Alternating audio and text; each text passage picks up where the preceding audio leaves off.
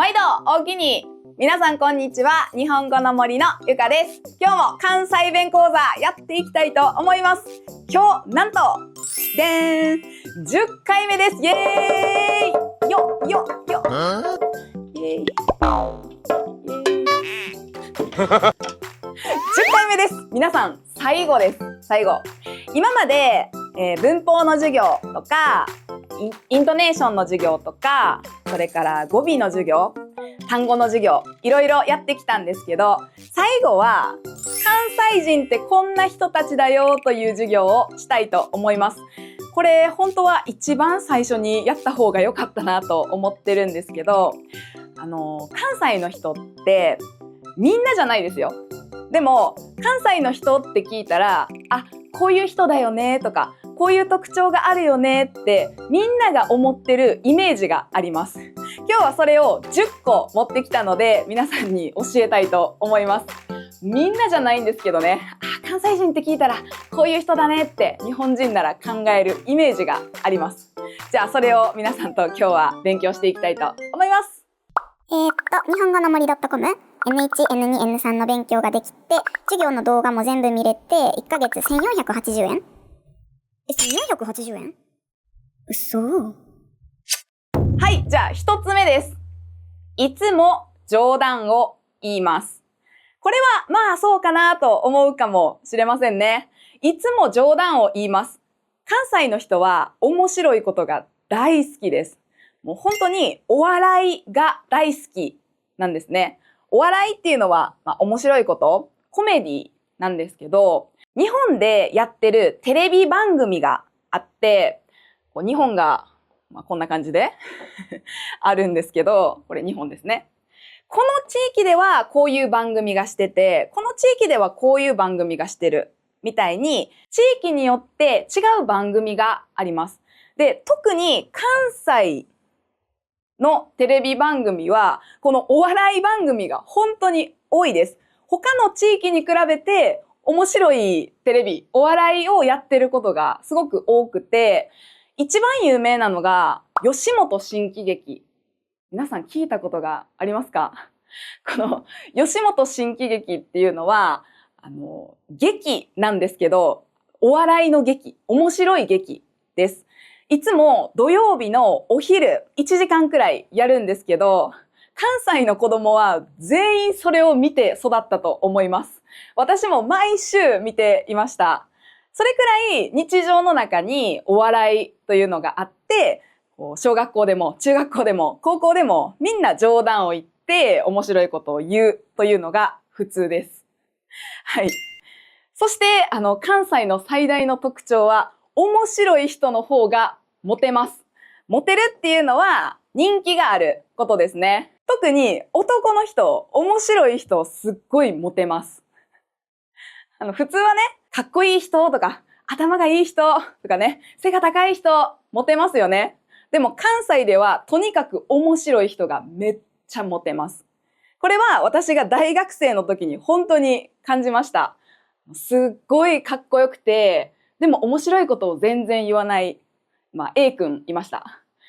見た目はそんなにかっこよくないし、背もすごく高いわけじゃないけど、とにかくいつも面白いことを言ってる B 君がいました。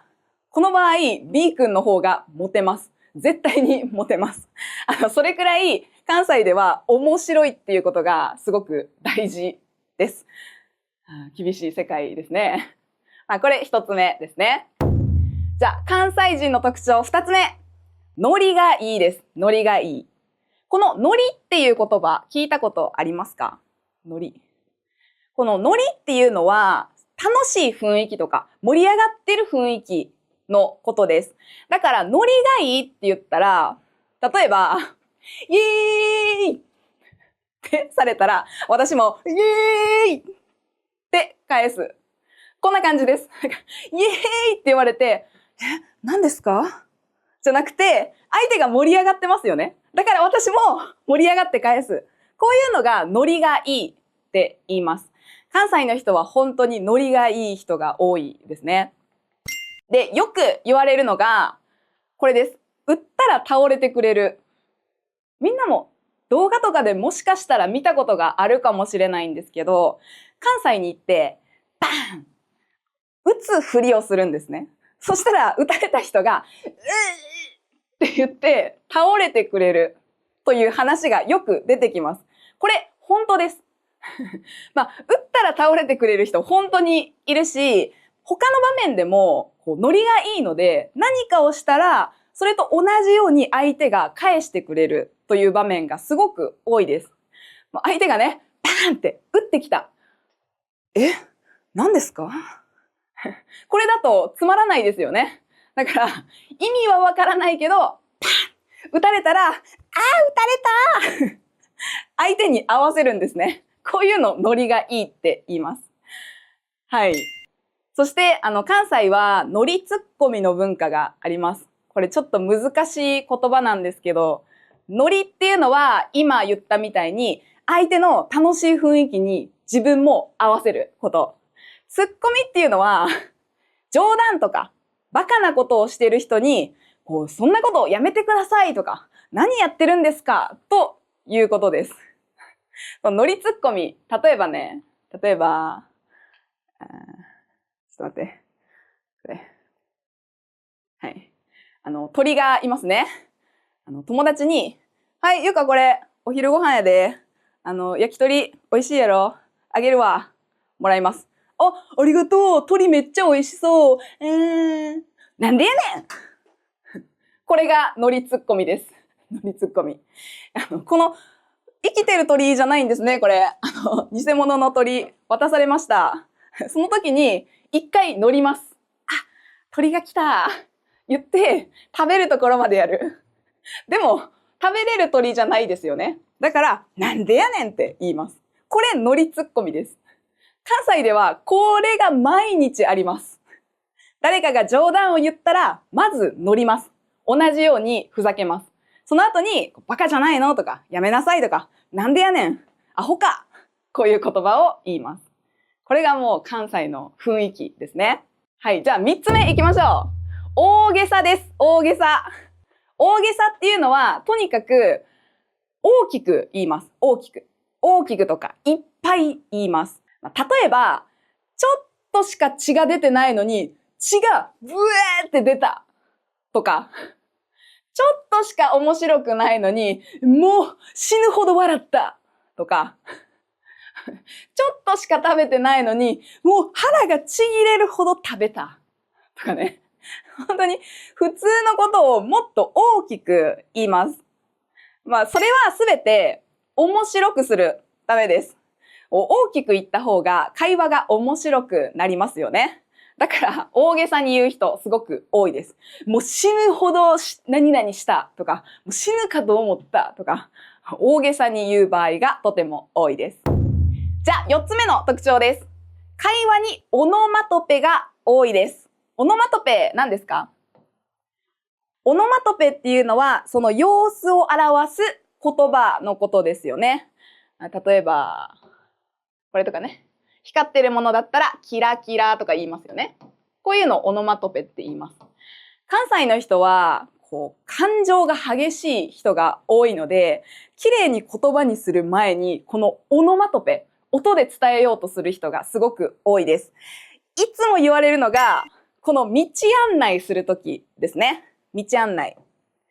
大阪駅まで行きたいんですけど、どうやって行ったらいいですかって聞いたときに、普通だったらね、この道をまっすぐ進んでください。あの信号を右手に曲がっていただいて、3分くらい歩いたら左手に見えますよ。これが道案内ですよね。でも、関西の人に、すいません、大阪駅どこですかって聞いたら、ここバーって言ってな、そこピュッて曲がってな、ちょって言ったらあるわ。って言います。とにかく、オノマトペ。音で説明してしまうという話がよくあります。実際にはこんなにひどい人はいないと思うんですけど、それくらい気持ちを言葉にする前にこの音で表す人が多いですね。ガーって言って、バーって言って、チャって言って、サって言って、こんな感じです。で、関西弁でよく使う言葉があって、シュッとしてる。シュッとしてる。このシュッっていうのもオノマトペなんですけど、これどういう意味かわかりますか？シュッとしてる。シュッ。あ、お兄さんシュッとしてんな。わあ、シュッとしてんな。シュッとしてるっていうのは、かっこいいという意味です。かっこいい。シュッっていうのは、速いものとか細いものに使うこともあって、シュッって言ったら、なんかこういう感じ。こうね、もうかっこいい感じね。こういう感じかな。こう背も高くて、かっこいいかわかんないけど、こう背も高くて、鼻もちょっと綺麗で、顔もこう丸くなくて、シュッ。こういう感じ。シュッとしてるねって言ったら、かっこいいねと褒める言い方になります。ここでもオノマトペ使われてますよね。はい。会話にとにかく音が多いです。次行きましょう。5番目。たこ焼き器を持っています。これは想像がつくと思います。関西といえば、食べ物何ですか？ねえ、たこ焼きですよね。この丸くて、中にタコが入ってて、こうちょっと焼いてね、こう、なんか鰹節とかいろいろ乗せて、爪楊枝で食べる、たこ焼きという食べ物がすごく有名です。このたこ焼きを焼くための機械、みんな持ってます。私の家にもあります。一家に一台はたこ焼き器があると思います。夜ご飯にね、今日たこ焼きしようよと言って、たこ焼き器でみんなで焼くこともあります。これ、一人暮らしでも持ってます。私今実は料理全然しないので持ってないんですけど、大学生の時家にありました。みんなたこ焼きを食べています。はい、じゃあ6個目いきましょう。エスカレーターは右側に立ちます。これ、関西人の特徴というより、関西の特徴ですね。皆さん、エスカレーター乗るとき、皆さんの国では、右側と左側、人待ちますよね。これ、右側と左側、どちらに並びますか？これ、日本では、基本的には左側に立って並びます。左側。で、急ぎたい人は右側からどんどん上がるルールで、東京でも左側に立ちますよね。東京は左なんですよ。でも、関西は右です。なんでかわかんないです。関西は右で、私いつも東京から関西に帰るとき、新幹線乗るんですけど、新幹線乗る前はずっと左立ってて、新幹線降りて新大阪に着いてから右側に変わります。自分が一番前だったらね、間違えちゃうんですよね。それぐらいもう大阪に着いたら、そこから右側に変わってます。で、これ面白いのが、関西右なんですけど、京都ありますよね、京都。関西なんですけど、京都は左側なんですよ。これもなんでかわかんないです。私、京都に4年ぐらい住んでたんですけど、これもね、実家に帰ったら右なんですけど、京都に着いたらまた左側になって、東京に行ったら左になる。これなんか変なルールですね。皆さんの国ではどっちですか？はい、じゃあ7個目いきましょう。これもよく言われる関西人の性格なんですけど、どれだけ安く買えたかを自慢します。どれだけ安く買えたか自慢します。皆さん何か物を買ったとき、例えば、グッチのカバンとかね、ちょっと買ったことないのでわかんないですけど、ブランドのカバンとか買ったとき、これ20万円だったんだとか言ってね、高く買ったことを自慢したいじゃないですか。こんな高いもの買ったよって言いたいですよね。でも、関西の人は反対です。これをどれだけ安く買えたかということを自慢します。この電話見て。これな、普通5000円やねんけどな。もうクーポン使って、キャンペーンやっとって1000円で買えてん。こうやってどれだけ安く買えたかということを自慢します。これ関西人の特徴としてよく言われていますね。はい、じゃあ8個目。話の最後に、知らんけどって言います。知らんけど。この知らんけどっていうのは知らないけどという意味です。知らないけど。なんかすごく知っているように話すんだけど、一番最後に、まあ知らんけどって言って話を終わらせることが多いです。例えば、あそこの焼肉めっちゃ有名らしいで、なんかめっちゃ美味しいし、めっちゃ安いらしくて、有名人とかもめっちゃ来てるらしい。知らんけど。こんな感じで言います。なんかすごい知ってるみたいに話すのに、一番最後に知らんけどって言います。この知らんけどっていう言葉の中には、私は責任取らないですよ。なんか、そんなに自信はないけど、今のことを言いましたっていう、ちょっと言い訳が入っています。それくらいね、関西の人、適当です、適当。なんか、適当に喋って、でも責任は持ちたくないから、なんかあそこめっちゃ有名らしいで、なんか芸能人も来てな、めっちゃ有名やねんって知らんけど。根拠はない、理由はないってことですね。適当です、適当。で、もう一つ、この突っ込まれるの待ってるっていう可能性もあります。ね。めっちゃ有名やねんって知らんけど、知らんのかいって言われたい場合もあります。この二つですね、どっちかですね。こういう時に知らんけど、会話の最後につける人、本当に多いです。私も一日に何回も言いますね。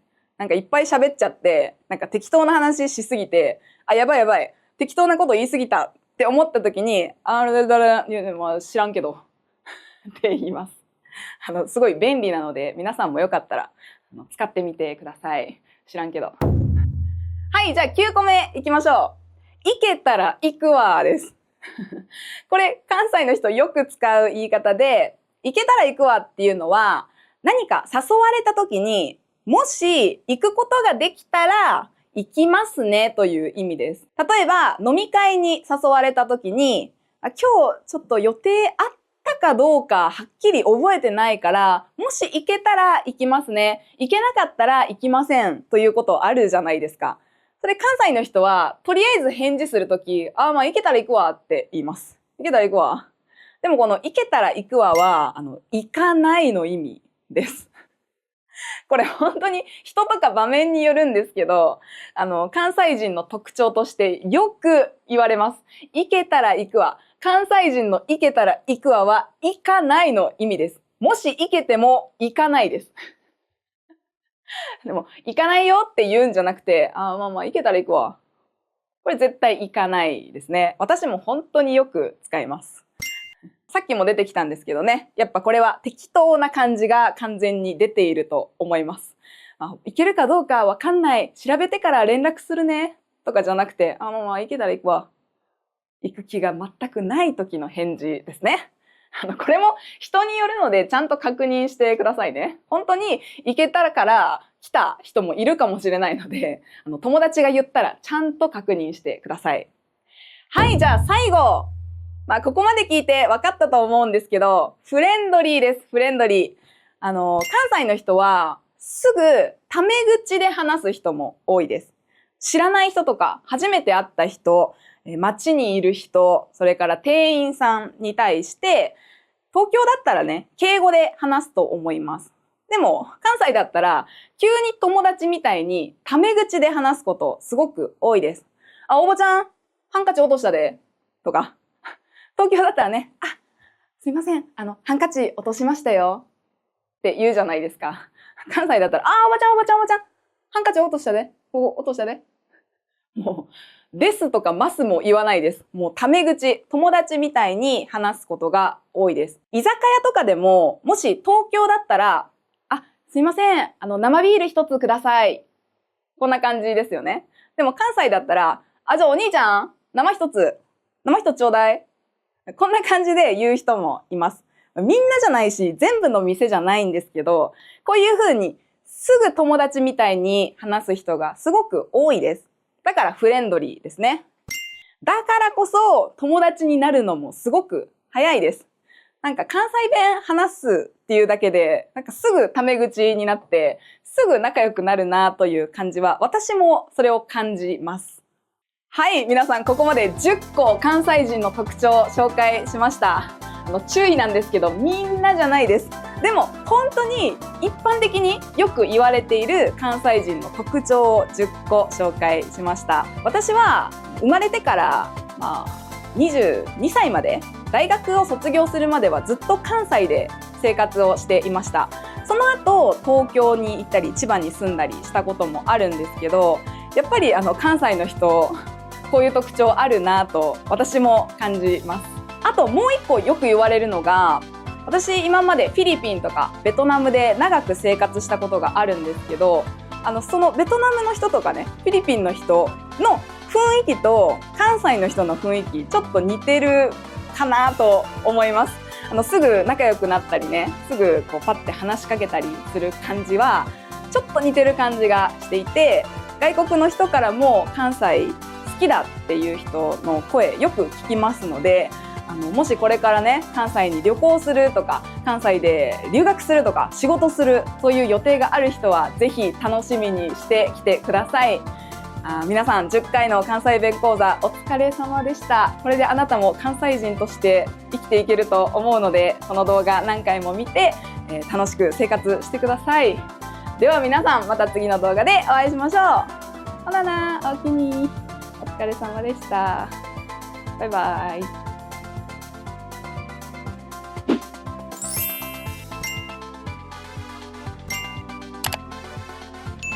いやー、これ5000円は高すぎるとお客さんも人ですからね。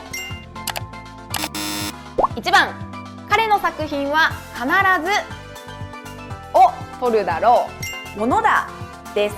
このものだという文法は意味がたくさんあるんですが、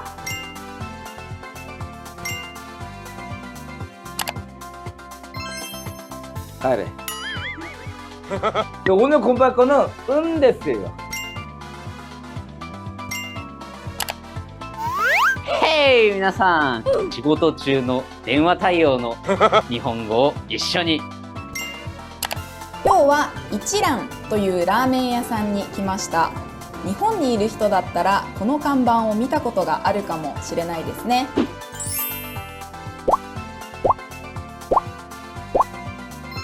This character means I or me.